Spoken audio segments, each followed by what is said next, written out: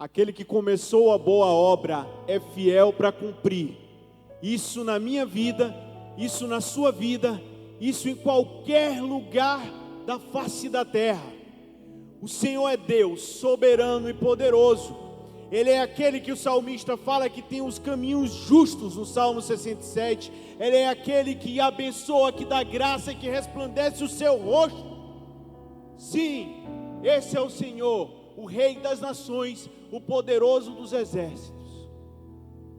Eu gostaria de dar as boas-vindas, não a você, mas ao Espírito Santo que há em você. Não a você, mas a sua mente cativa que está elevada ao coração do Senhor nesse momento, nesse culto de louvor e adoração. E gostaria também de dar as boas-vindas a você que está na sua casa, no hospital, em um leito, talvez até em um cárcere, com o benefício de ouvir essa mensagem dessa noite. Mas das boas-vindas como um pai que recebe um filho que quer voltar para casa também. O Espírito Santo é quem encaminha os caminhos conosco, desde que coloquemos Jesus na frente. O Rei das Nações, louve ao Senhor com essa canção. Aleluia. E você pode, na sua mesa, na sua residência, aonde você estiver, louvar o Senhor. Todo ser que respira, louve ao Senhor. Louve ao Senhor porque Ele é o Rei das Nações, o desejado das nações, e grandes são as suas obras. Grandes são as suas obras, Senhor Todo-Poderoso. Justos e verdadeiros são os teus caminhos. Grandes são as tuas obras, Senhor Todo-Poderoso. Justos e verdadeiros são os teus caminhos. Ó Rei, Ó Rei das nações, quem não temerá, quem não glorificará teu nome? Ó Rei das nações, quem não te louvará? Pois só teu nome é santo. Ó Rei das nações, quem não temerá, quem não glorificará teu nome? Ó Rei das nações, quem não te louvará? Pois só teu nome é santo. Todas as nações virão e adorarão diante de ti. pois os teus atos de justiça se fizeram manifestos. todas as nações virão e adorarão. Todas as nações virão e adorarão diante de ti, pois os teus atos de justiça se fizeram manifestos. Ó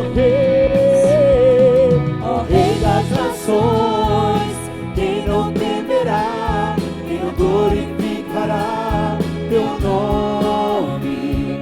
Ó Rei das nações, quem não te louvará?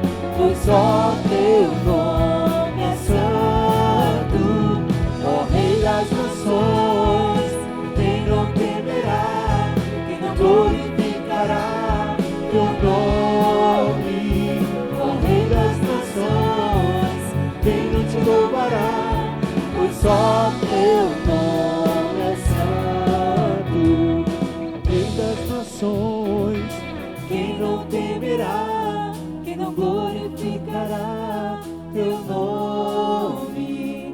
Ó Rei das nações, quem não te louvará? Pois só teu nome é santo. Glória a Deus. Aleluia. A santidade, ela é um lugar de separação. Ser santo é ser separado. Ser santo é estar em um caminho diferente, talvez até na contramão daquilo que o ciclo desse mundo tenta nos posicionar. Ainda nesse mesmo espírito, nós iremos fazer a leitura bíblica, que está no livro de Atos, capítulo 18, Mateus 5, 14 a 16 e 2 Timóteo 2, 2. Leia comigo, você que está em casa, na sua residência, onde quer que você esteja. Eu começarei a leitura nesse momento. Mas receberão o poder quando o Espírito Santo descer sobre vocês, e serão minhas testemunhas em Jerusalém, em toda a Judéia e Samaria, e até os confins da terra. Todos. Vocês são a luz do mundo. Não se pode esconder uma cidade construída sobre um monte. E também ninguém acende uma candeia e a coloca debaixo de uma vasilha. Ao contrário, coloca-o no lugar apropriado, e assim ilumina a todos os que estão na casa. Assim brilhe a luz de vocês diante dos homens, para que vejam as suas boas obras e glorifiquem ao Pai de vocês, que está nos céus. E as palavras que me ouviu dizer na presença de muitas testemunhas, confias a homens fiéis que sejam também capazes de ensiná-las a outros. Nós temos uma missão. Deus, em Gênesis, Ele cria o homem com um propósito único. Inicialmente, de louvar a Deus sobre todas as coisas, que é o primeiro mandamento. E, secundariamente, Ele dá mais 6 mandamentos que são de amor ao próximo. E cria Eva, para que seja perfeito, o maior núcleo que Ele pode realizar milagres na face da terra, que é a família. Mas essa família, ela precisa ser conduzida pelo Espírito Santo, ela precisa ser direcionada pela graça, uma graça tremenda que guiou homens e mulheres para testemunhar a Deus até o final dos tempos. Isso prosseguirá comigo e com você. Há uma graça tremenda sobre as nossas vidas. Louve ao Senhor com essa graça que pode ser cantada, orada e vivida.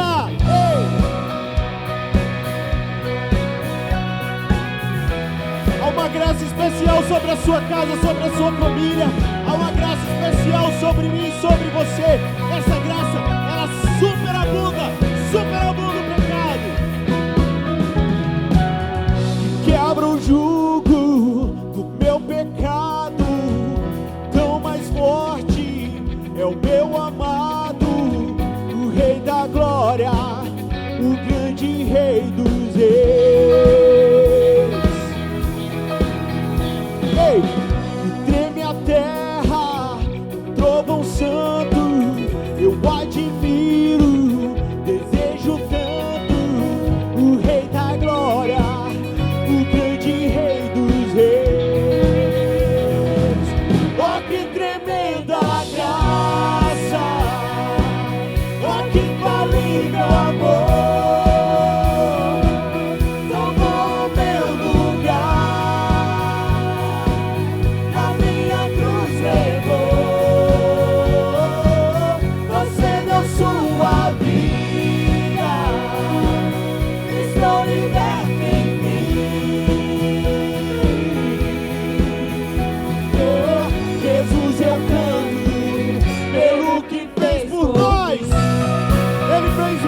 Mais do que você pode pensar ou poderia pensar, e Ele continuará operando pelo seu Espírito Santo na terra, em meio ao caos. Adota o órfão, livra do mal, o Rei da Glória, o Rei da Glória, governa o mundo com sua justiça, és como o sol, tua face brilha. O Rei da Glória, o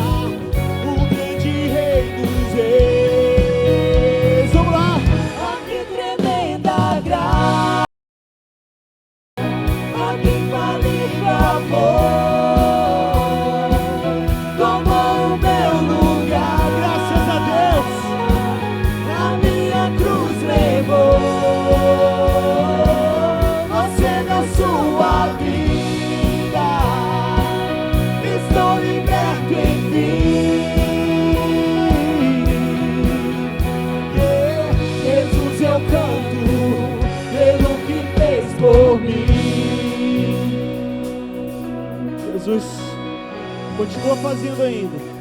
E Ele é digno. Ele é digno. Digno é o Cordeiro de Deus. Digno é o Rei que a morte venceu. Digno é o Cordeiro de Deus. Digno é o Rei que a morte venceu. Cante isso. Digno é o Cordeiro de Deus. Oh. Digno é o Rei que a morte venceu. Digno é o Cordeiro de Deus. Fale daquilo que o seu coração está cheio. Digno, digno. Oh, que tremenda graça, oh, que faminto amor, tomou o meu lugar, a minha cruz levou. Você deu sua vida, estou liberto enfim. Oh, Jesus, eu canto pelo que fez por mim. Que fará por mim. Opera, Senhor. Opera, Senhor. Teu amor, com tua graça, com teu favor. Oh. A graça é muito transcendente, mas ela também é muito simples. A graça é um favor não merecido. É como se você recebesse um presente que não espera. É como se você tivesse algo dos altos céus que te surpreendesse e que te capacitasse para andar um caminho que só Deus quer para você. Esse é o favor de um grande general, de um grande rei. É assim que nós continuamos e caminhamos, louvando o nome do Senhor.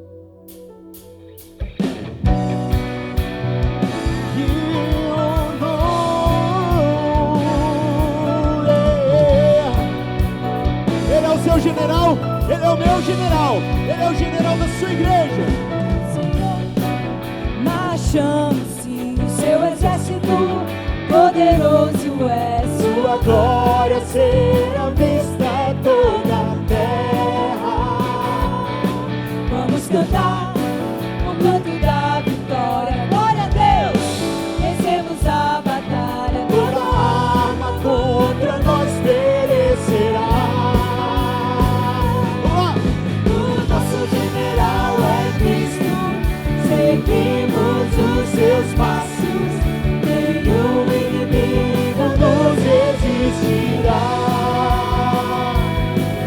O nosso general é Cristo, seguimos os seus passos.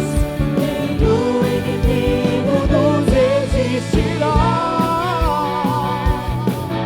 O Messias, marchamos sim em suas mãos, a chave da vitória Que nos leva a possuir a terra prometida. Josué viu, Josué teve a visão.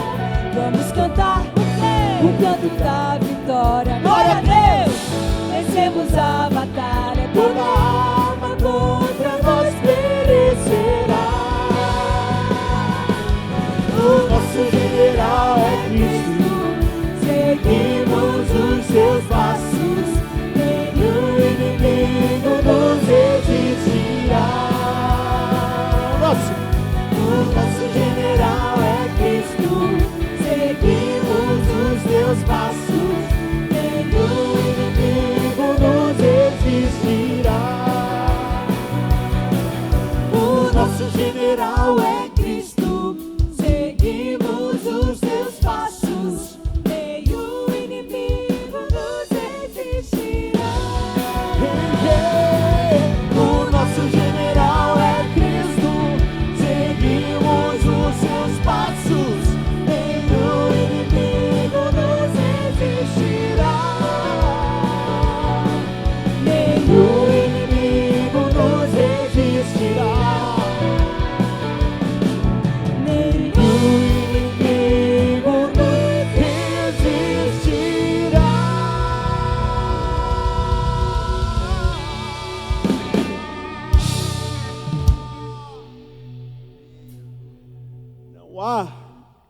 que possa nos separar do amor de Deus.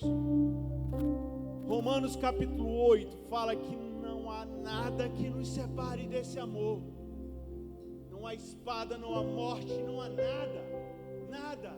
Se uma vez você foi alcançado pelo Espírito Santo do Senhor, se uma vez Jesus te chamou, se uma vez o próprio Deus vivo te trouxe para perto dele, não há mais nada que te separará da promessa do Senhor. Nada, nada. Nem vozes humanas, nem trilhas que o homem pode tentar construir. Tudo está submisso à vontade e à graça do Senhor. Ele é o Deus de promessa. Ele é o Deus de promessa.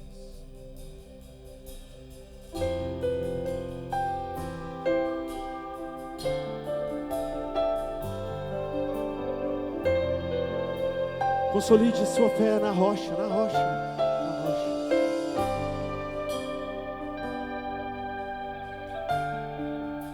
Sei que os teus olhos, sempre atentos, permanecem em mim. Aleluia. Ele não esquece de você. E os seus ouvidos estão sensíveis para ouvir meu clamor. Posso até chorar, mas a alegria vem de manhã. És Deus de perto e não de longe. Nunca mudaste, pois tu és fiel.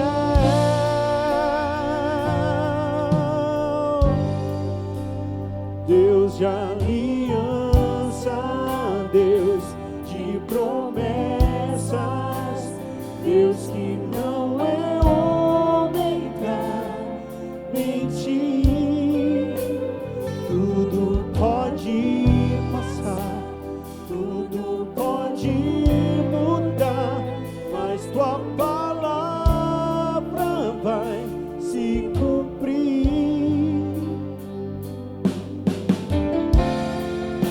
Sei que os teus olhos, sempre atentos, permanecem em Os olhos do Senhor estão atentos e permanecem em você, mas e você? Está com os olhos nele? e os teus ouvidos estão sensíveis para ouvir teu clamor. Posso até chorar, mas a alegria vem de manhã. És Deus de perto e não de longe. Não, nunca mudaste, pois tu és fiel.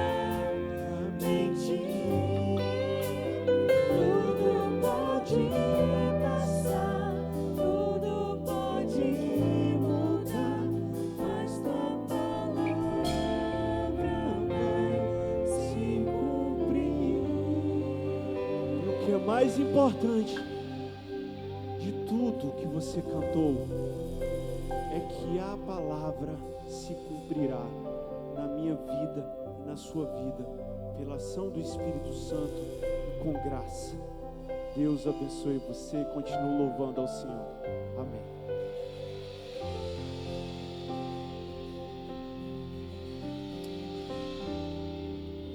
Como é bom cultuar ao Senhor, como é bom servir, como é bom estar junto, todos vocês de forma online, mas aqui os irmãos estão presentes para cultuarmos, louvarmos e adorarmos ao Senhor. Neste momento, vamos a um momento de oração, e para orarmos, para nos achegarmos diante de Deus, nós temos que ter fé, nós temos que ter ousadia, fé num Deus que pode todas as coisas, fé num Deus que cuida de nós, fé num Deus que opera milagres e maravilhas, fé num Deus que te salvou, que me salvou, fé num Deus que está preparando lugar para morarmos com Ele na eternidade.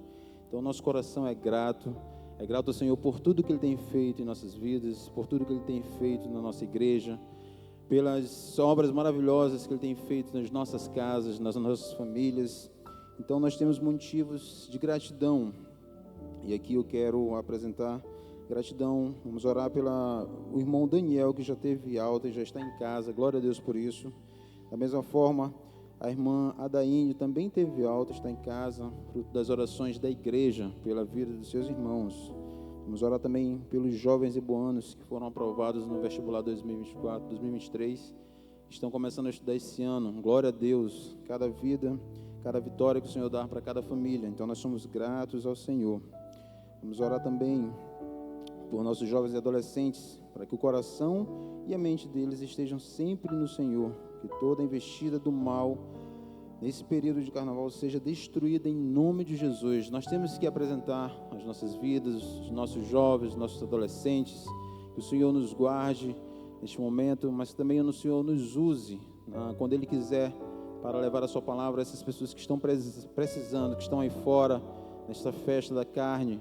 Que Deus tenha misericórdia dessas vidas. Nós precisamos apresentar essas vidas ao Senhor. Também devemos orar pela família pastoral, a família do pastor Gedaías, a família do pastor Flávio, a diretoria, a administração e os líderes de ministérios. Então vamos orar. Eu convido a você que está na sua casa aí para fechar os seus olhos, inclinar a sua cabeça e se ligar com o Senhor, continuar ligado em oração, apresentando todos esses motivos que estamos aqui. Senhor Deus, o Senhor Deus maravilhoso conhece os nossos corações, conhece as nossas mentes, conhece os nossos anseios, os nossos desejos, as nossas necessidades, ó Pai. Mas acima de tudo também, o Senhor conhece que precisamos nos achegar dia após dia diante de Ti. Por isso, Deus, coloca em nós um coração, ó Pai, que almeja Te buscar, que almeja Te servir, que almeja se relacionar contigo, que almeja se aprender mais e mais de Ti, ó Pai. Nós te apresentamos todos esses motivos aqui citados, ó Deus. Tu conhece cada um. Muito obrigado, Pai, pela ação maravilhosa que o Senhor tem feito, ó Deus, nas vidas dos irmãos que estavam precisando da intervenção de saúde, ó Deus. Muito obrigado, ó Deus, porque o Senhor cuida de cada um de nós. Muito obrigado, ó Deus, porque o Senhor cuida das famílias dos pastores desta igreja. Eu te louvo pela vida de cada um deles, que o Senhor continue abençoando a sua casa, que o Senhor continue dando a direção, ó Pai, do que Tu queres para esta igreja, através da vida deles, ó Deus. Muito obrigado pela diretoria desta igreja, pelos líderes, ministérios, ó Deus, que eles possam andar sempre guiados por Ti, ó Pai. Nós te louvamos também por todos os jovens, adolescentes que foram aprovados, ó Deus, no vestibular. Que alegria, ó Pai. Nós sabemos que o Senhor é que permite todas as coisas, e eu te peço que o Senhor esteja com eles em cada dia, ó Pai, na universidade, que eles sejam, Deus, anunciadores do Teu Evangelho, sejam referenciais, ó Pai, que a Tua presença e o Teu cheiro, ó Pai, possa ser exalado através da vida de cada um deles, ó Deus. Muito obrigado, Senhor. Guarda as nossas vidas, ó Deus. Tenha misericórdia dessas pessoas, ó Pai, que estão aí no mundo, principalmente neste período de carnaval, ó Pai. Nós pedimos o Teu livramento, ó Deus. Muitas dessas vidas que estão lá, o Senhor vai resgatar. E nós cremos na Tua salvação, na transformação, ó Pai, do Teu Evangelho na vida de cada um. Muito obrigado mais uma vez por este culto. Muito obrigado porque o Senhor se faz presente no meio de nós. E o Senhor cuida de nós. Nós queremos te agradecer em nome de Jesus por tudo. Amém. Amém, meus irmãos.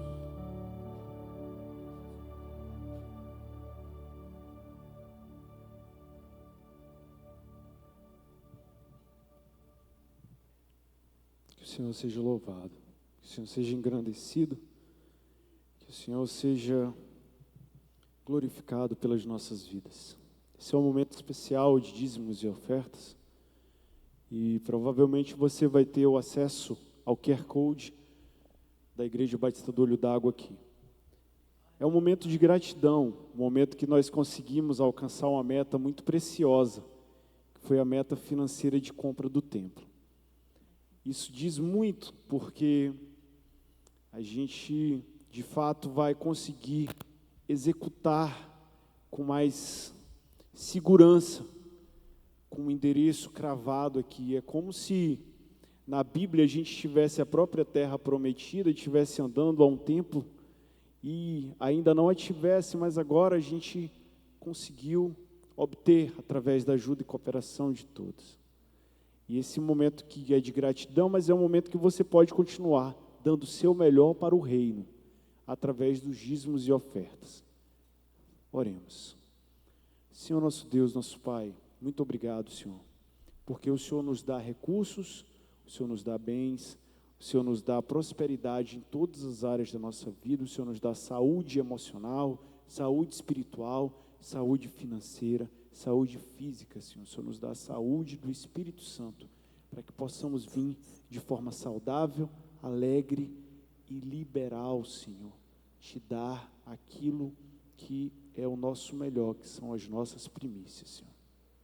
Abençoa as nossas vidas e de todos aqueles que trouxeram a sua oferta, mesmo que de forma digital no culto de hoje, Senhor. Em nome de Jesus Cristo, nós já te agradecemos, sabendo que o Senhor proverá infinitamente mais do que aquilo que já pensamos. Em nome de Jesus. Amém.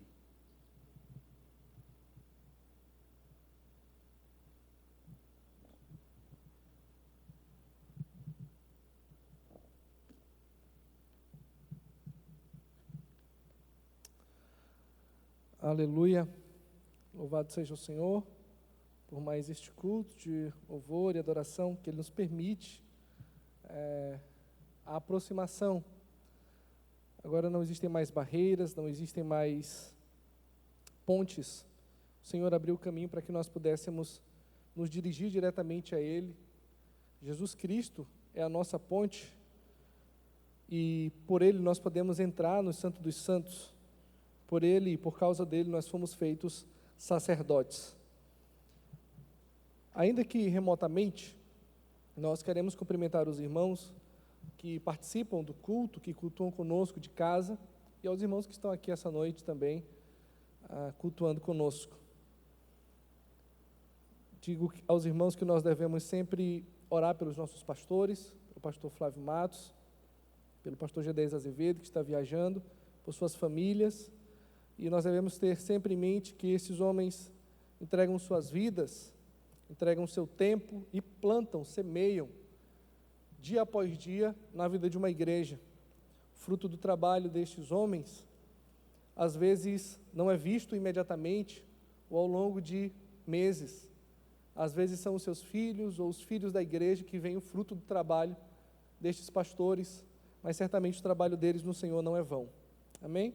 Abra por gentileza a sua Bíblia, na segunda carta de Paulo a Timóteo, no capítulo 2, e o versículo 24 ao versículo 26.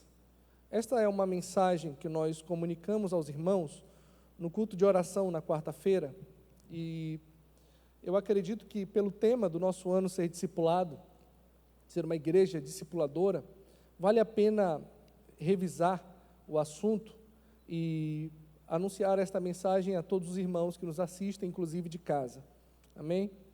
Segunda carta de Paulo a Timóteo, capítulo 2, e o versículo 24 em diante, que diz assim: Ao servo do Senhor não convém brigar, mas sim ser amável para com todos, apto para ensinar, paciente. Deve instruir ou corrigir com mansidão os que se lhe opõem, na esperança de que Deus lhes conceda o arrependimento, levando-os ao conhecimento da verdade, para que assim voltem à sobriedade e escapem da armadilha do diabo, que os aprisionou para fazerem a sua vontade. Amém? Bem, como na quarta-feira, eu gostaria de trazer o mesmo tema nesta mensagem e falar sobre o discipulado e esperança. Discipulado anda ao lado da esperança, e eu espero que você compreenda isso comigo no decorrer dessa mensagem. Nós conhecemos um pouco da história de Timóteo pelo que o apóstolo Paulo escreve nas cartas e pelo que o escritor Lucas escreve em Atos. Lá em Atos capítulo 14, o historiador Lucas diz que Paulo fugiu de Icônio, de uma perseguição severa, e foi até a região licaônica, a região de Listra e de Derbe, e ali ele passou a pregar o evangelho naquela cidade. Deus operou milagres, inclusive um desses milagres é registrado por Lucas, de um homem que era doente dos pés desde a infância, mas que fora curado à vista de todas as pessoas que estavam ali. A Bíblia diz que o impacto foi gigantesco naquela cidade. Mas Paulo, por alguma razão, precisa fugir, ele precisa sair dali, porque a perseguição mais uma vez se intensifica. No entanto, no capítulo 16, o escritor Lucas nos conta que o apóstolo Paulo volta àquela cidade. Ele volta à cidade de Listra, a mesma região, e ali ele já encontra Timóteo como sendo um discípulo que tem um bom testemunho. Paulo passa um tempo fora, mas aquela mensagem parece ter impactado de tal forma aquela cidade, que quando ele volta já existem discípulos de Jesus ali. Um desses discípulos é Timóteo. Paulo convida Timóteo, o convoca para caminhar com ele na viagem missionária que fazia com Silas, e daquele momento em diante, Timóteo se torna um discípulo de Paulo. Então eles passam a caminhar juntos. Quando nós lemos a primeira carta de Paulo a Timóteo, nós percebemos que Timóteo já era uma espécie de pastor, alguém que cuidava de uma igreja. Paulo escreve no capítulo 1, dizendo que Timóteo cuidava da igreja de Éfeso. Então aquele jovem que ouviu uma pregação, que foi impactado, e logo depois passou a seguir um homem chamado Paulo, torna-se pastor e começa a cuidar de um povo. Mas pelo relato de Paulo, Timóteo era muito jovem, a ponto de Paulo dizer a ele: olha, não deixe que as pessoas desprezem você pelo fato de você ser jovem. Você está lidando com pessoas mais velhas, com pessoas maduras e com toda sorte de problemas. Mas Paulo aconselha Timóteo, chamando-o de filho na fé, como no capítulo 1 da primeira carta e o versículo 2, dizendo: a meu verdadeiro filho na fé, Timóteo. Paulo o aconselha para que ele persista, para que ele milite o bom combate. Paulo, inclusive, chega a ordenar, dizendo: Timóteo, eu ordeno a você, no capítulo 1, versículo 18, ele diz: eu ordeno a você, que você combata o bom combate, que você lute a boa luta. E por que Paulo diz isso? Porque, de fato, existem lutas que nós não devemos lutar. Existem lutas às quais a igreja não deve se ater, nem deve chegar perto, porque essas lutas não são boas lutas aos olhos de Paulo, mas existe uma luta que merece ser combatida. Existe uma guerra que merece ser encarada. E Paulo diz a Timóteo justamente isso: meu verdadeiro filho na fé, a você eu escrevo para que você lute o bom combate, para que você permaneça. Quando nós olhamos para a primeira carta, nós percebemos que Paulo tem um tom literalmente de professor. Paulo, por exemplo, no capítulo 2, ensina a Timóteo os tipos de oração, como ele deve orar e por quem ele deve orar. Tem algo muito interessante que Paulo diz assim: eu quero que os homens orem de mãos levantadas. Então Paulo não só está dizendo o tipo de oração que ele deve fazer, por quem ele deve orar, os motivos de oração, mas até como ele deveria orar. Paulo diz a Timóteo, no capítulo 2, como ele deve tratar as mulheres cristãs. Paulo ensina no capítulo 3 a Timóteo como ele deve identificar um verdadeiro bispo, um verdadeiro pastor, um verdadeiro diácono, ou uma mulher que serve ao Senhor. Paulo alerta no capítulo 4 a respeito das apostasias que surgem e instiga Timóteo a permanecer, a ser fiel, a cuidar de si mesmo e cuidar da doutrina, daquilo que ele ensina. Então, nós temos um diálogo de um professor que envia uma carta, quase como se fosse um curso, sobre como ser um pastor de uma igreja, como se portar, como lidar com as pessoas mais velhas, por exemplo, é o que Paulo ensina no capítulo de número 5. Como lidar com as moças da igreja ou com os rapazes. Paulo trata Timóteo como um verdadeiro discípulo, como um verdadeiro filho na fé. E na quarta-feira eu disse, e repito hoje, que é interessante como Paulo começa a segunda carta. Porque na segunda carta, no capítulo 1, ele diz assim: a Timóteo, meu amado filho. Paulo não fala mais meu verdadeiro filho na fé, mas ao meu amado filho. E nós temos a fé e o amor como se fossem contrapostos aqui. Nós podemos usar esta figura de linguagem, ou essa imagem, para que vocês compreendam. Eu entendo que Paulo, na primeira carta, chama Timóteo de um filho teológico, de um filho ensinável, de um filho na doutrina, de um filho que copia o ensino do apóstolo Paulo e a sua maneira de viver. Não obstante, no capítulo 1 da segunda carta, Paulo o chama de filho amado, mostrando não apenas carinho, isto não é apenas carinho, mas a realidade de uma relação discipuladora, a realidade de uma relação estabelecida por Deus. Paulo não gerou Timóteo, Paulo não era seu pai biológico. Paulo conheceu a mãe biológica de Timóteo quando foi a Listra, mas a relação de Paulo era uma relação de professor, e a relação de Timóteo era uma relação de aluno. No entanto, essa relação, ela vai amadurecendo e crescendo, ela vai se estreitando, a ponto de que Paulo não precisa mais olhar para ele e diz: meu aluno no ensino, meu aluno na doutrina, aquele que copia a minha fidelidade, aquele que copia a minha fé. Paulo olha para Timóteo e diz: meu filho amado. Inclusive, eu entendo que Paulo chega a equiparar Timóteo, ou a se equiparar a Timóteo, quando, por exemplo, no capítulo 1, e o versículo de número 9, Paulo, referindo-se a Jesus, diz assim: Jesus que nos salvou e nos chamou para uma santa vocação. Paulo está dizendo: você, assim como eu, também foi chamado para uma santa vocação. Você recebeu uma santa ordem, um santo chamado. Nós somos iguais. Você pode ser mais jovem, você pode ter crescido numa outra realidade, mas a verdade é que o Senhor nos uniu para uma relação discipuladora, e agora você é meu filho amado. Não apenas aquele que copia a minha fé, não apenas o meu filho na fé, mas você é o meu filho amado. E nós desenvolvemos uma relação semelhante em relação a Cristo e em relação à igreja. Nós dois somos discípulos de Jesus. Nós dois somos aqueles que cuidam da igreja. Nós dois somos aqueles que instruem as pessoas, que lidam com problemas. Então, Timóteo é um verdadeiro discípulo. Paulo sabe que gerar um discípulo é muito difícil. Paulo sabe disso, e isso fica explícito em todas as suas cartas. Por exemplo, quando Paulo escreve aos Gálatas, no capítulo de número 4, e o versículo de número 19, o apóstolo Paulo diz que com dores de parto, ele está gerando ou formando Cristo dentro dos irmãos da Galácia, dentro dos irmãos daquela igreja, daquela região. O apóstolo Paulo diz: outra vez eu sinto dores de parto por vocês, até que Cristo seja formado em vós. E aí ele usa a palavra morfo, para dizer para dar a ideia de que algo está tomando forma. Quem é que está tomando forma dentro daqueles homens, dentro daquelas mulheres, dentro daquela igreja? Cristo. Paulo está sentindo dores, está gerando. E quem é pai, quem é mãe, sabe como é difícil uma gestação.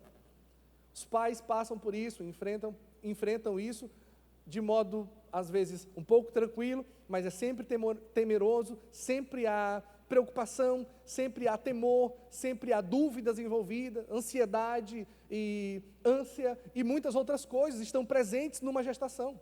Os pais que acordam de madrugada, os pais que sentem dores, a mãe que sente dor, a mãe que sente dores nas pernas, nos seios, em tantas outras partes, sabe como é difícil. Ainda mais difícil é sentir a dor do parto. Então Paulo escreve aos Gálatas dizendo: eu sei como é dolorido, pois eu estou gerando vocês, eu estou gestando vocês, para que Cristo seja formado, ou tenha forma dentro de vós. Paulo sabe como é difícil e como é necessário gerar um discípulo. Um discípulo não está pronto, um discípulo precisa ser gerado dentro de nós. Por isso Paulo escreve a Filemon, por exemplo, uma carta que parece também um pedido de desculpa, que parece um pedido de misericórdia, de piedade em favor de alguém. Ele escreve a Filemon a respeito de Onésimo, para que Filemon o receba e para que perdoe a culpa ou o erro que Filemon causou a fraude, não sei o que Filemão fez, mas Paulo deixa claro na carta que Onésimo causou prejuízos a Filemão. Prejuízos, e Paulo roga a Onésimo que perdoe aqueles prejuízos. Paulo diz, por favor, perdoe, porque Onésimo foi alguém que eu gerei dentro das prisões. Alguém que é gerado numa situação delicada, numa situação de cárcere. Mas a prisão para Paulo era um ambiente no qual ele estava acostumado. Talvez não fosse um lugar habitual para Onésimo, mas para Paulo, ele estava sempre sendo preso de modo reiterado, levado a magistrados, levado a generais, a capitães e tantas outras pessoas para prendê-lo, para açoitá-lo.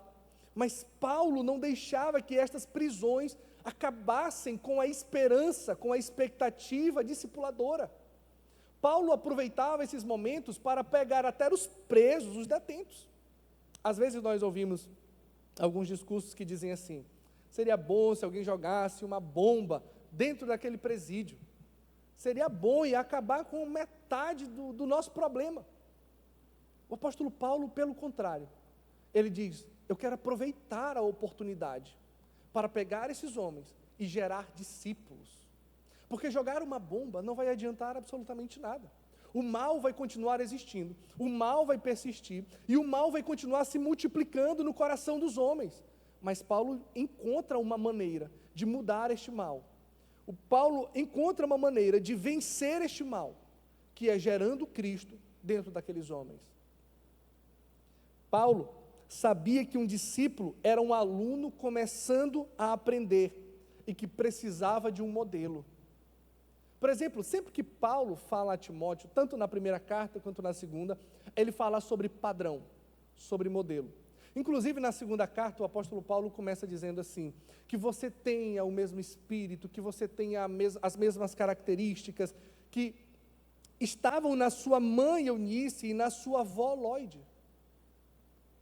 O apóstolo Paulo diz, persista no padrão, continue, olhe para um modelo, persista naquilo que eu ensinei a você, naquilo que eu tenho dito a você, permanece naquilo que você aprendeu e naquilo que você foi inteirado.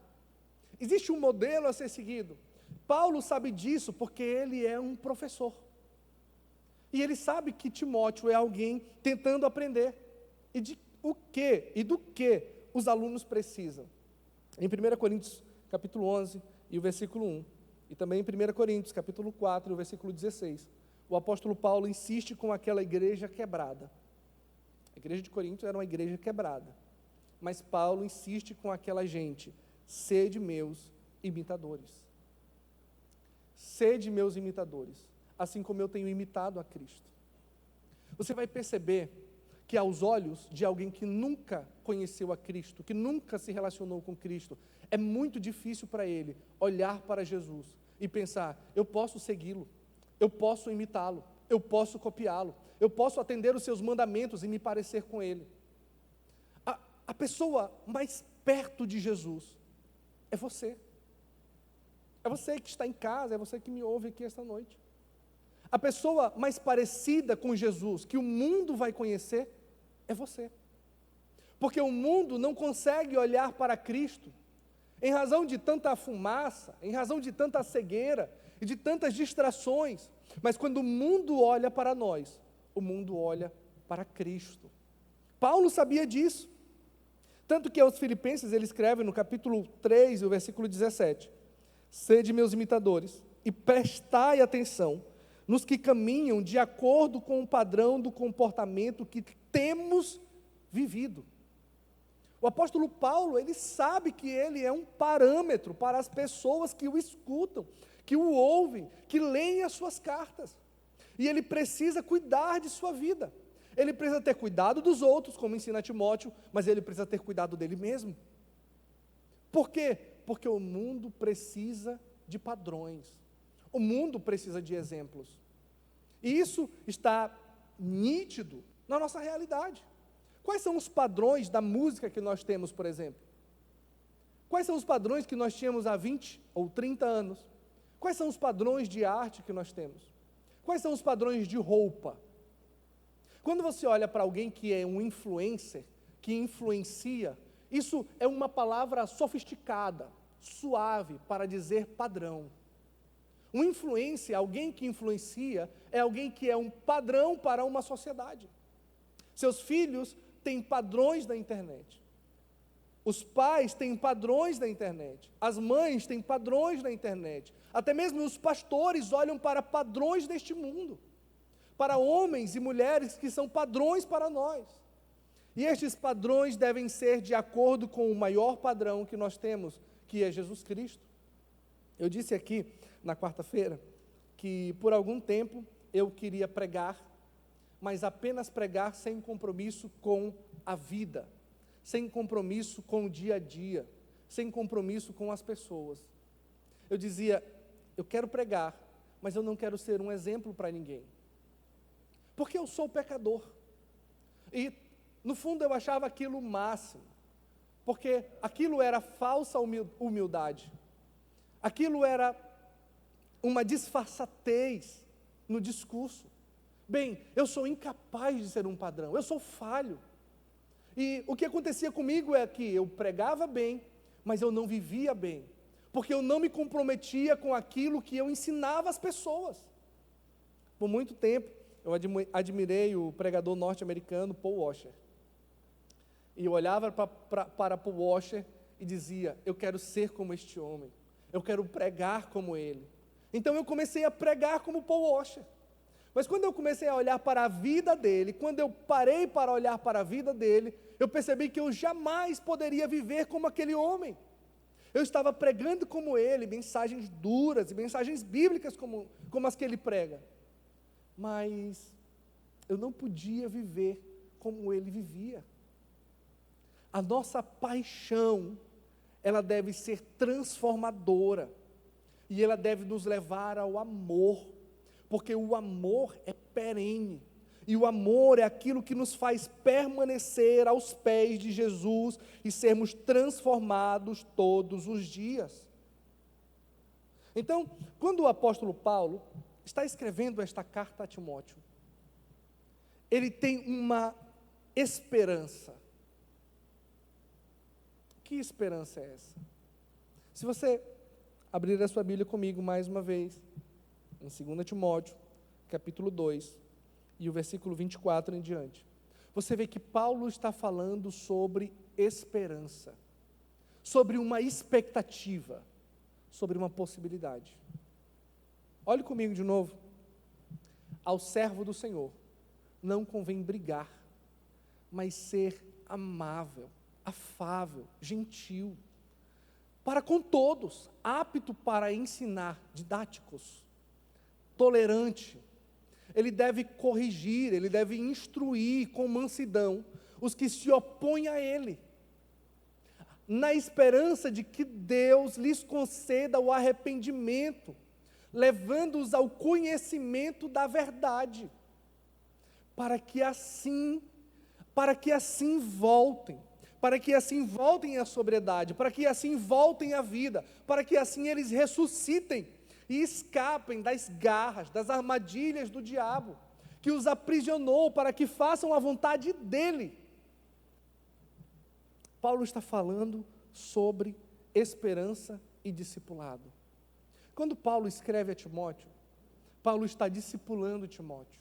Eu não sei se Timóteo percebe isso, mas hoje, quando nós olhamos para a Bíblia, é nítido que Paulo estava ensinando aquele jovem. Paulo também estava ensinando Timóteo a ensinar os crentes da igreja. Paulo ensina Timóteo como ensinar os crentes, como viver.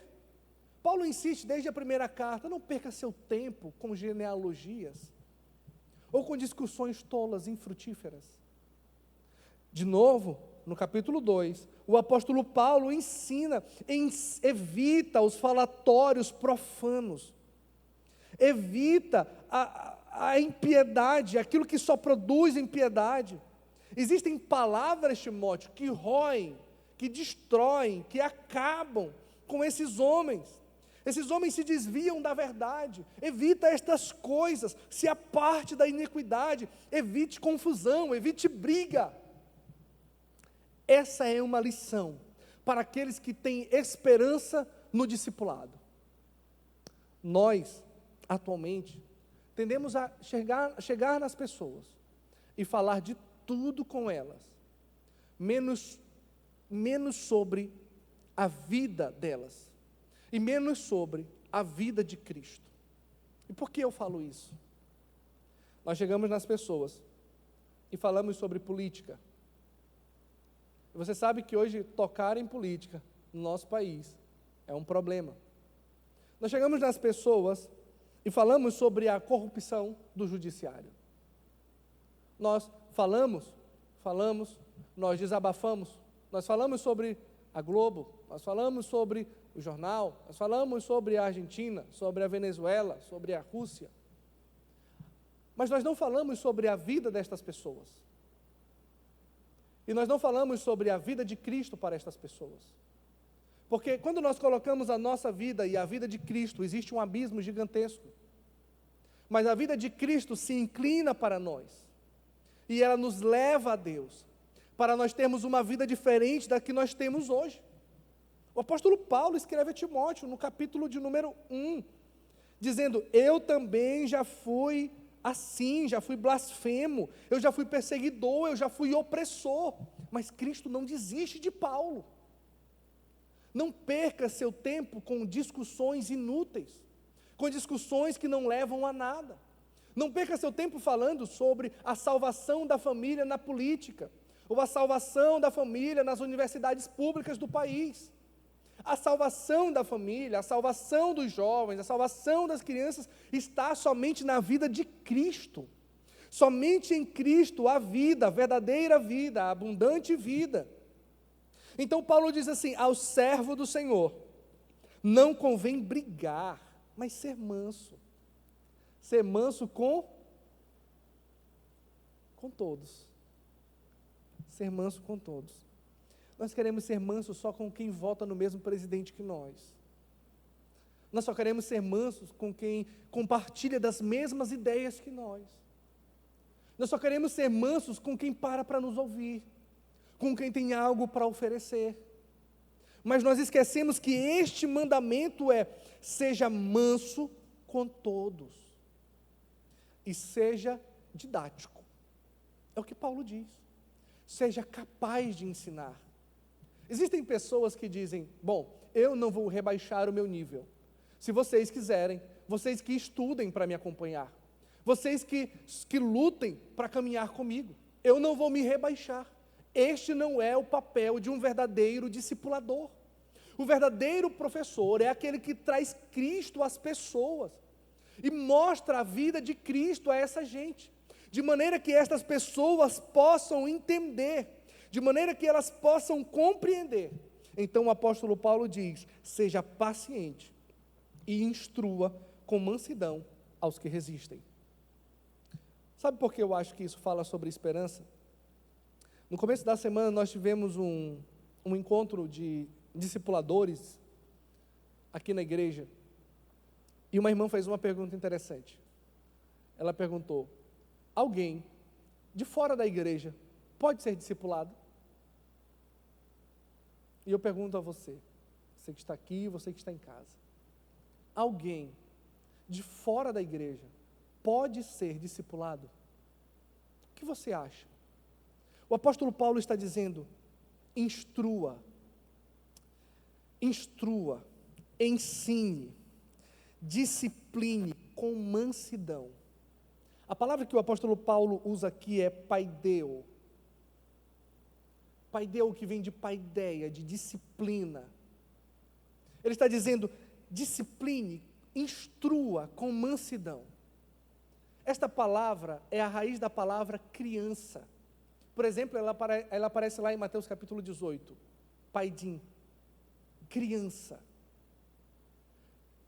O discipulado está ligado com a ideia de que nós somos mais maduros, ou pelo menos um pouco mais maduros, para lidar com crianças. Imagine que alguém levanta na igreja. Tony, por exemplo, levanta na igreja no meio do culto de domingo à noite e começa a correr. Ele corre de um lado para o outro. Carol tenta chamar a atenção de Tony. O pastor Jedaías tenta chamar a sua atenção. Mas ele não para de correr. Quando finalmente o pastor Flávio pega em sua camisa e diz: Tony, senta. Ele se joga no chão e começa a chorar. Seria estranho ver um homem maduro correndo pela igreja e se comportando como uma criança. Não obstante, quando nós olhamos para as crianças fazendo isso, isso não nos causa estranheza nenhuma. Porque elas ainda são imaturas. E elas precisam ser instruídas. Mas não instruídas de qualquer jeito. Instruídas com toda mansidão. Então, Paulo sabe da necessidade de um discípulo e sabe que este discípulo precisa de mansidão e de insistência e que às vezes esse discípulo é uma pessoa difícil. Inclusive, esse discípulo pode ser um descrente, pode ser alguém que resiste. Paulo está dizendo, inclusive, instruam com mansidão os que resistem, os que se opõem, os que falam contra vocês. Quando vocês dizem, Jesus é Salvador, ele diz, não, Jesus é só um homem. Quando você diz, Deus nos criou com um propósito, ele diz, não existe Deus. Paulo está dizendo, tenha mansidão, tenha paciência, sofra em silêncio, não brigue com essa pessoa, mas instrua esta pessoa, treine essa pessoa, sem que ela perceba. É sem que ela perceba. Claro que Paulo não está dizendo aqui, sem que ela perceba, mas nós podemos olhar para a Bíblia e perceber, e notar que estas pessoas não percebem, elas não tomam ciência imediatamente que estão sendo discipuladas. Por exemplo, quando Jesus diz em Mateus capítulo 28, você pode abrir a sua Bíblia comigo, por favor. Mateus capítulo de número 28, o versículo 19 e o versículo 20. Jesus fala sobre algo que Paulo entende e repassa a Timóteo. Jesus diz, façam discípulos. Façam discípulos de todas as nações. Façam discípulos de todos os povos. Não escolham as pessoas que vão ouvir, não escolham os povos que vão ouvir, mas se dirijam a todos os povos possíveis e façam discípulos em todos esses lugares. Porque existe uma grande probabilidade de que em todos estes lugares haja pelo menos um discípulo. É possível que haja pelo menos um discípulo em uma aldeia remota dentro do Amazonas. E é claro que os professores de ciências sociais jamais entenderão, porque eles estão olhando para este mundo com olhos naturais. Apesar disso, nós recebemos uma ordem do alto, e esta ordem do alto diz, todos os homens carecem de Deus. Nós entendemos isso, e por isso nos dirigimos a todas as pessoas possíveis, para fazermos delas discípulos. Você sabe que, nós já falamos, discípulo é alguém que é um aprendiz. Discípulo está assemelhado a uma criança. E uma criança precisa ser ensinada nas coisas mais básicas da vida. Jesus está dizendo, os discípulos estão prontos. É isso? Jesus está dizendo, vão, porque os discípulos só estão esperando vocês chegarem. É isso? Ele está dizendo, os discípulos não existem ainda. Eles não foram feitos. Eles são apenas um potencial. Façam os discípulos. E isso está claro na relação de Jesus com aqueles homens. Quando Jesus começa a pregar na Galileia, quando Jesus começa a pregar em Cafarnaum, quando Jesus começa a pregar em Samaria, alguma vez você ouviu Jesus dizer, se convertam, inscrevam-se no hall de membros, participem da escola bíblica dominical, sejam discipulados, tomem a primeira ceia, sejam batizados, apresentem-se na igreja por aclamação, ou por carta de recomendação, ou de transferência. Alguma vez você ouviu Jesus dizer isso àqueles homens? Alguma vez você ouviu falar que Jesus abriu a Torá, sentou com aqueles homens e começou a ensiná-los a Torá? Não, porque eles já conheciam, eles já sabiam. Aqueles homens iam à sinagoga todos os sábados. O que Jesus faz é pegar a Torá e viver a lei e mostrar àqueles homens como se deve viver. Aqueles homens não eram bons homens. Aqueles homens não eram parecidos com Jesus quando ele os chamou.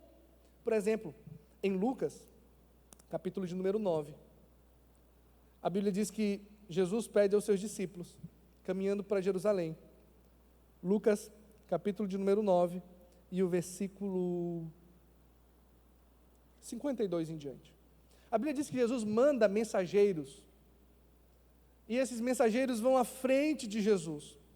Eles entram numa aldeia samaritana e pedem que alguém prepare uma pousada, um lugar para que Jesus possa dormir.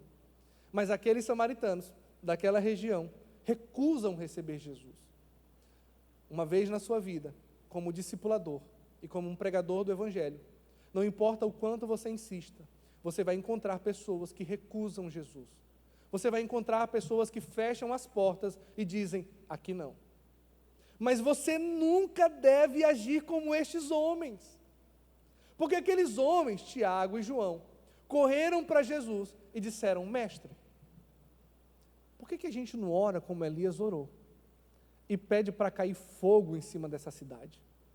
Mataria todo mundo, resolveria o problema, acabaria com o mal. É uma solução? Sim.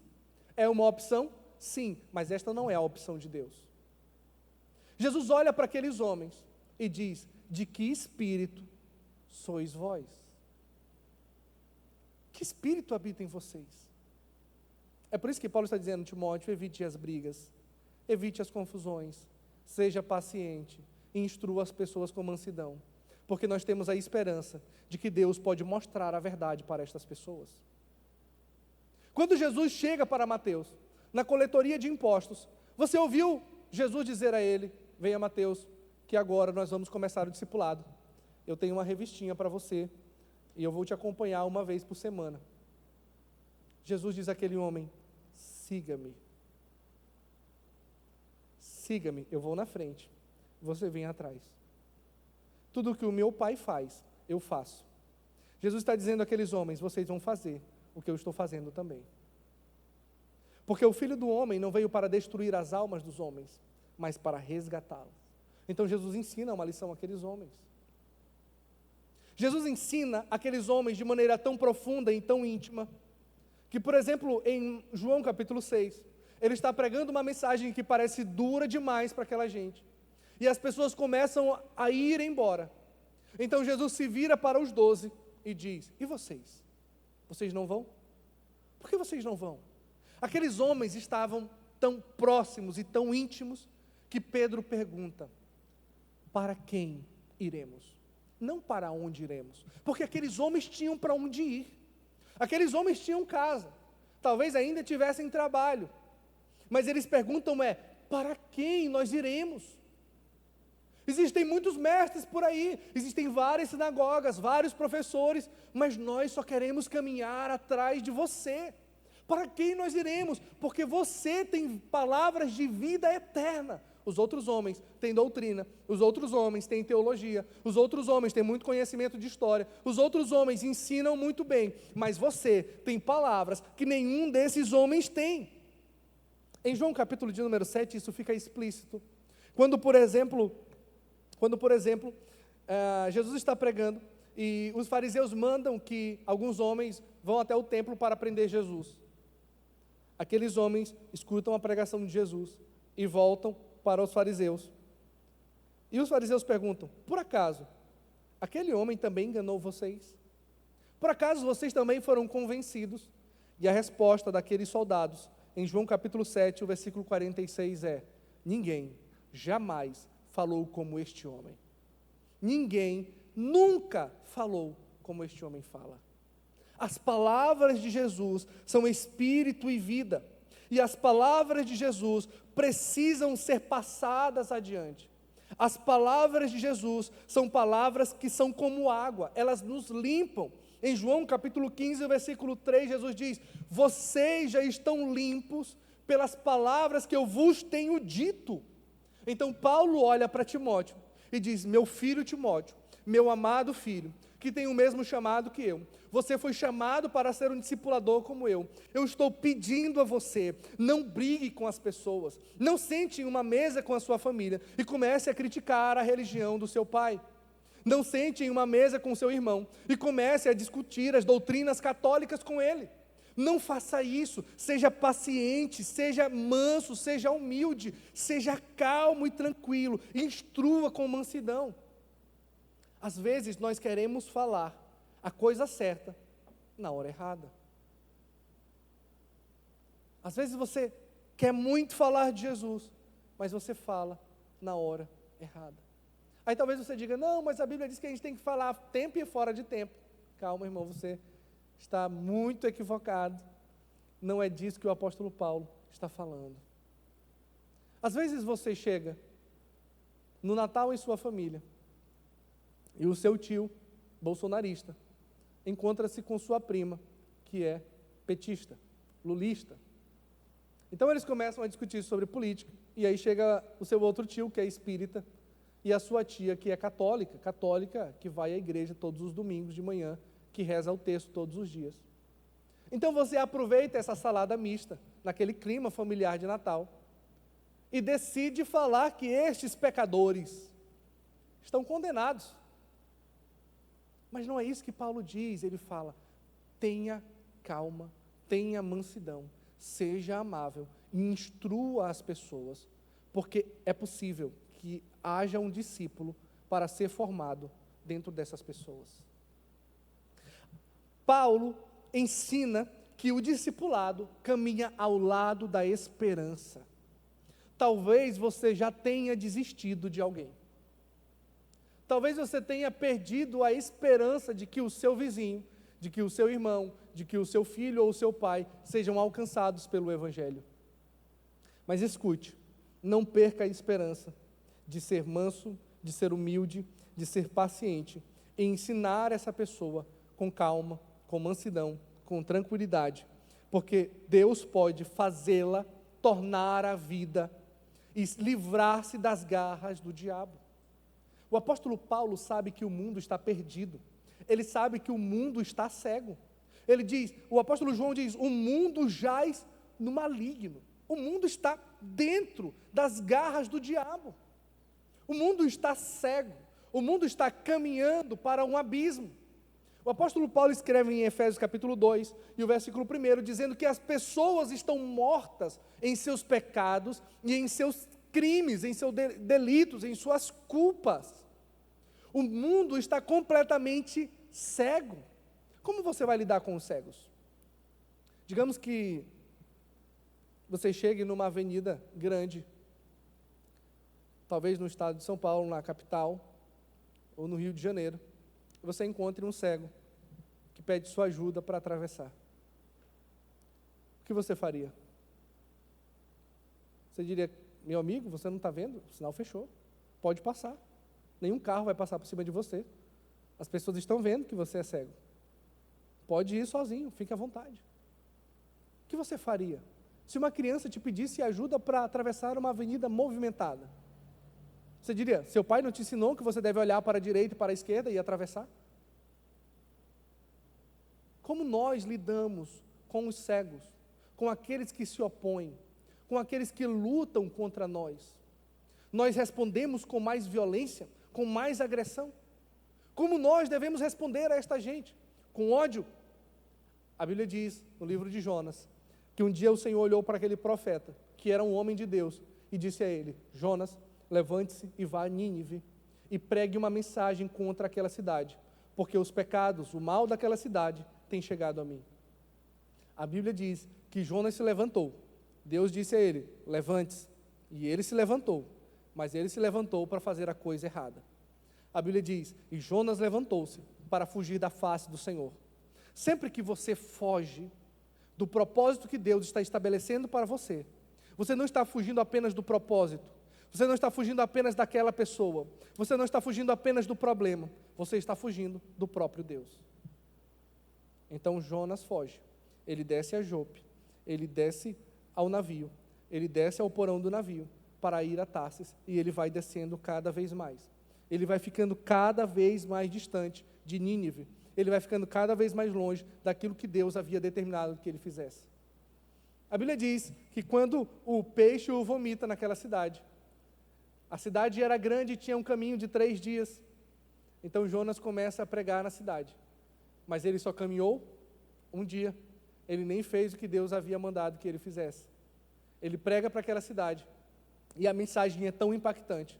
Um pregador de uma única mensagem, um pregador que não prega para a cidade inteira, consegue alcançar toda aquela gente. Toda aquela gente é alcançada. Mas a Bíblia diz que Jonas ficou insatisfeito. Jonas capítulo 3. Ele ficou insatisfeito, ele foi para a região oriente da cidade. Ele ficou num determinado lugar, construiu uma cabana. E aí Deus, graciosamente, para ensiná-lo uma lição, fez com que nascesse uma rama, uma boboreira, uma planta. E Jonas ficou muito feliz. Ele pegou no sono com um vento fresco que batia ali. Quando ele acordou, aquela planta havia secado. Jonas ficou irado, ressentido. Deus olha para Jonas e diz: Jonas, você acha que é normal? Você acha que é aceitável? Você acha que está tudo bem?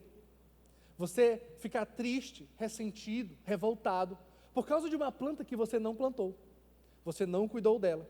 Ela cresceu sozinha e ela morreu. E ele disse: eu acho. E Deus disse: por que eu não deveria ter misericórdia de uma cidade onde existem mais de 120 mil homens, e estes homens não sabem diferenciar a mão esquerda da mão direita? Que tipo de discipulador você é? Você é como Jonas? Ou você é como Paulo? Você é como Jonas? Você é como João e Tiago? Você é como Pedro antes da transformação? Ou você é como Jesus? Ou você é como Timóteo? Que tipo de discipulador você é? Você é um discipulador que desiste ante as dificuldades que aquela pessoa impõe, que aquela família impõe? Ou você é um discipulador que persiste, que se interessa pela vida de alguém, que conversa com ele, que quer saber da vida dele? Uma das lições mais importantes que eu aprendi nessa última viagem missionária que nós fizemos, pessoas muito experientes estavam ali, pessoas de todo lugar do Brasil, pastores muito experientes, missionários de todo lugar do Brasil também estavam ali. E eles ensinaram lições muito importantes. E uma dessas lições foi: seja uma pessoa normal sempre que você abordar alguém. Seja uma pessoa normal. Paulo não está dizendo: chegue com a sua espada desembainhada e vá cortando. É isso que ele diz? Vá quebrando os cadeados, os grilhões, vai expulsando. É assim? Paulo diz: seja paciente, seja amável. E aqueles pastores nos ensinaram uma lição: sempre que você sair pelas ruas dessa cidade, seja normal. Aborde as pessoas e pergunte às pessoas: como está a sua vida? O que você tem feito? Como você tem caminhado? Quais são os seus sonhos? As pessoas não são uma massa de manobra, esperando para serem convertidas a todo custo. As pessoas são criação de Deus, para quem Deus tem um propósito e a quem Deus ama muito. E você, como discipulador, precisa entender isso. Às vezes nós estamos errando em chamar pessoas para se tornarem membros de nossa igreja, quando na verdade nós deveríamos caminhar com estas pessoas, discipulá-las, caminhar em direção a Cristo, para que elas sejam membros do corpo de Cristo. Às vezes nós queremos tanto que nossa igreja fique lotada, que nós esquecemos que estas pessoas não são apenas um número que vai sentar em uma cadeira, mas são uma vida mas são vidas que estão acorrentadas pelo diabo e precisam voltar à verdadeira vida. Eu não esqueço que um daqueles dias, naquela viagem, nós saímos e havia um bairro de ciganos ali. Havia um bairro de ciganos. E eu fiquei pensando, porque o meu avô sempre me deu uma imagem muito negativa sobre quem são os ciganos. Meu avô sempre me ensinou de forma muito ruim, com palavras muito duras, que os ciganos não são pessoas confiáveis, por exemplo. Então nós chegamos naquele bairro e havia uma encruzilhada. Eu olhei para a esquerda e disse: vamos para a esquerda. Mas de repente eu olhei para a direita e falei: não, vamos para a direita, vamos chegar logo nessa primeira casa. Nós passamos e havia uma jovem abrindo a porta e saindo para o quintal de casa. Aquele dia eu me aproximei do portão, perguntei se ela tinha um tempo para conversar. Nós nos aproximamos dela e começamos a conversar sobre a vida dela. E aí, qual é o seu nome? O que você faz? Quantos anos você tem? Eu sou o Felipe, este é o fulano, esta é a ciclana e esta é a ciclana. Eu sou de São Luís do Maranhão, este aqui é de São Paulo, esta aqui é de Brasília e este aqui é de não sei de onde. E nós viemos aqui para encontrar você. Nós não somos políticos, nós não pertencemos a uma instituição política, nós pagamos para estar aqui só para encontrar com você essa manhã. Você acredita nisso? Ela disse, eu estou surpresa, eu não acredito, mas eu estou surpresa e estou feliz com isso. Nós começamos a conversar com aquela jovem, ela era muito, muito tímida e muito fechada. E ela começou a falar sobre a sua vida. Estudar biologia na UEMA de Caxias. Tinha um sonho de ser pesquisadora. A sua área de pesquisa era peixes. Quando ela falou aquilo, eu olhei para ela e disse, você sabe como é difícil pegar um peixe, não é? Você sabia que Deus é o maior pescador que existe? Então ela olhou para mim sorrindo. Eu disse, você é um peixe a quem o Senhor Jesus está tentando pegar. Ele está tentando pescar você, mas você ainda não percebeu isso, porque você está dentro de um grande lago. Ele quer pescar você e Ele quer levar você para um grande oceano de liberdade. Nós começamos a falar sobre isso, sobre os propósitos de Deus e sobre a vida daquela mulher. Sobre os propósitos de Deus e sobre a família daquela mulher. Sobre como Deus havia nos levado ali naquela manhã e sobre os seus sonhos. Até que um momento ela fala, eu não tenho um bom relacionamento com meu pai. E um dos nossos colegas que estava ali falou, talvez você não tenha um bom relacionamento com o seu pai, mas eu quero que você saiba que Jesus é o seu pai e Ele jamais abandonará você. Aquilo foi suficiente para que aquela menina começasse a chorar copiosamente. E ela não conseguia parar de chorar. De tal modo que as pessoas que estavam conosco começaram a chorar, e eu quis chorar também, e eu me segurei ali. Então eu fiz uma pergunta para ela. Eu vi que ela estava com uma aliança na mão direita, no dedo de noivado, e eu mostrei a minha aliança para ela. E eu disse, você está vendo que eu tenho uma aliança, eu estou vendo que você também tem uma aliança. Você está querendo se comprometer com alguém, e eu já fiz isso. Essa aliança significa que um dia eu me tornei uma só carne com uma pessoa, e agora eu sou dessa pessoa. Você sabe como funciona, né? O marido se torna da esposa, então a esposa começa a mandar no marido. E é isso que está acontecendo comigo, e ela começou a rir. Eu disse, você sabe que é assim que funciona. E ela balançou a cabeça dizendo, sim, é assim mesmo. Eu disse, sabe o que isso significa? Que um dia eu entreguei a minha vida à minha esposa.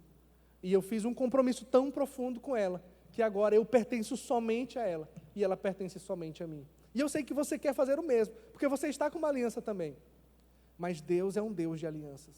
Você sabia que Deus deseja se tornar um com você, que Ele deseja morar dentro de você, que Ele deseja arrancar a tristeza, o abandono e os traumas de dentro de você, e torná-la uma nova pessoa, e reavivar os seus sonhos, os seus projetos. E ela disse, eu sei disso. Eu falei, você quer fazer uma aliança com Jesus agora? Você quer entregar a sua vida a Ele? Você quer entregar toda a direção, tudo o que você tem a Ele? Ela disse, sim, eu quero. Seja paciente, seja amável, e não desista, ainda que as pessoas resistam, ainda que elas se oponham. O discipulado tem tudo a ver com esperança, e Paulo sabia disso. Discipulado não caminha sem esperança. Nós não abandonamos os discípulos porque eles se desviam na primeira semana. Nós não abandonamos os discípulos porque nós o encontramos num bar na sexta-feira. Nós não abandonamos os discípulos porque eles caíram mais uma vez no vício da pornografia. Estas pessoas estão afundadas durante muito e muito tempo nestes pecados e não é fácil se livrar deles. Nós não abandonamos as pessoas porque elas não trocaram as suas vestes, porque elas estão cobertas de tatuagem, porque elas não usam sapatos sociais, mas tênis. Nós não abandonamos os discípulos, nós persistimos, porque isto é discipulado. Jesus não disse, façam crentes. Jesus disse, façam discípulos. E ensinem a guardar tudo o que eu vos tenho dito. Não existe discipulado sem esperança. Não perca a esperança com a sua família.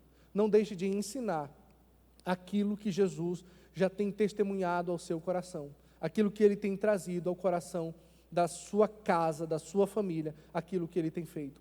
Talvez você pense, mas eu não sou capaz de ensinar, mas eu não tenho o que dizer a estas pessoas. Você tem, porque o Espírito Santo de Deus habita dentro de você. E lá em Atos capítulo 1, Jesus diz: eu derramarei o meu Espírito Santo sobre vocês, eu enviarei o meu Espírito Santo sobre vocês, para que vocês falem outras línguas. Foi isso? Foi isso? Para que vocês sejam arrebatados até o terceiro céu, para que vocês caiam no chão, para que vocês subam nas colunas da igreja. Foi para isso? Eu estou derramando o meu Espírito sobre vocês, para que vocês sejam minhas testemunhas. E uma testemunha fala sobre aquilo que viu, o que Jesus fez na sua vida, o que Jesus fez na minha vida, o que Jesus tem feito na vida da sua igreja. É sobre isso que você tem que conversar com as pessoas. Esqueça a política, esqueça a corrupção do judiciário, esqueça o declínio moral do país, esqueça a perdição das escolas, das universidades, e fale sobre o que Deus deseja fazer na vida de quem ouve você. Aproveite as oportunidades com mansidão e paciência, porque o ditado é verdadeiro e é quase bíblico: a água mole em pedra dura vai bater até furar. E a palavra de Deus é como água que limpa, e ela bate na pedra mais dura, e dá ao coração do homem de pedra, tira o coração de pedra do homem e põe um coração de carne. Tira o seu espírito morto e o dá um espírito de alegria. E não importa se estas pessoas são como ossos ressequidos e quebrados, como em Ezequiel capítulo 37, quando o Senhor ordena, o seu Espírito vem e traz vida a toda a carne. Não esqueça disso, não esqueça, durante essa semana, que discipulado caminha ao lado de esperança. Não esqueça disso, não deixe de ter esperança, que o Senhor pode trazer à vida aqueles que estão mortos. Não esqueça que a esperança, a nossa maior esperança é Cristo, e Cristo é a esperança para o mundo. Amém? Fique de pé essa noite, vamos agradecer a Deus. Vamos orar.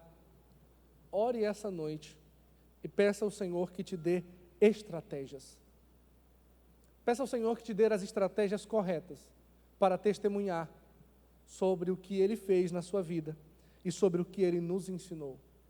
Peça essa noite ao Senhor Jesus que traga ao seu coração a realidade do discipulado, que traga à sua vida a necessidade de caminhar, a necessidade de andar com alguém, a necessidade de ensinar alguém, a necessidade de aprender, sempre tendo em mente que Cristo é nossa esperança e que Ele também é esperança para aqueles que estão mortos em seus pecados, e que Deus, através do ensino, da admoestação, da pregação do Evangelho, pode trazer essas pessoas de volta à vida.